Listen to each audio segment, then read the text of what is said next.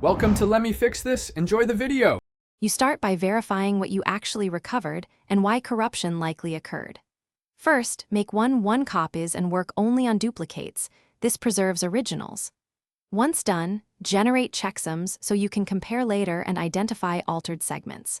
Also open a hex or binary viewer to spot truncated headers. This tells you whether the issue is metadata, header corruption, or interior damage. Make sure to collect format signatures and any recovery logs. Those clues speed diagnosis and prevent wasting time on the wrong fix. You now tackle the file structure. Compare the corrupted file's header to a clean example of the same format to spot missing or malformed fields. Then correct offsets, length fields, and missing signature bytes manually or with scripted edits. This often restores parsability. Once adjusted, run a format-aware repair tool to rebuild internal tables or indices. After repair, validate with the earlier checksums and open the file in the native application.